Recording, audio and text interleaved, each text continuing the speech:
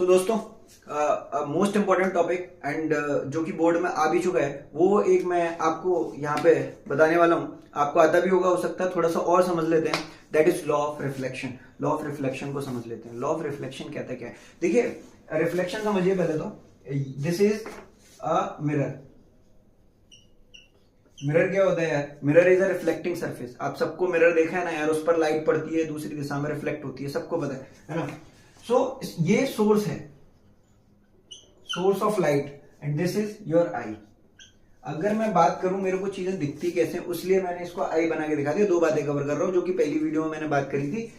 इस पर लाइट पड़ेगी और ये जाकर आपके आंख में जाएगी। एक रे नहीं जाती है भाई, it is beam of light, यानी बंडल ऑफ रेज। तो जब अलग अलग एंगल पर पड़ती हैं, अलग अलग एंगल पर जाती हैं, तो जाकर वो कहीं एक पॉइंट पर मीट करती हैं रेटिना पर, तो इमेज बनती है और आपको दिखती है। That is simple. बट मैं अभी बात कर रहा हूं लॉ ऑफ रिफ्लेक्शन की। तो लॉ ऑफ रिफ्लेक्शन कहता है कि the very first statement is the incident ray and the normal and the reflected ray at the point of incidence, they all lies in a same plane. एक ही plane में lie करते हैं. You know, this is a 2D plane. This is the 2D plane. 2D plane है कि नहीं भाई यार? देखो यार, if you see, this is x and this is y. This is x axis, this is y axis, and you can say this is a 2D plane. So इस plane में ही है ना? देखो यार, इसी plane पर तो आपकी incident है, इसी प्लेन पर तो आपका रिफ्लेक्टेड है, और इसी प्लेन में तो आपका नॉर्मल है, और एक ही इंसिडेंट पॉइंट पर है। बात समझ में नहीं? तो यही बताता है पहला लॉ यही बताता है। दूसरा लॉ क्या कहता है?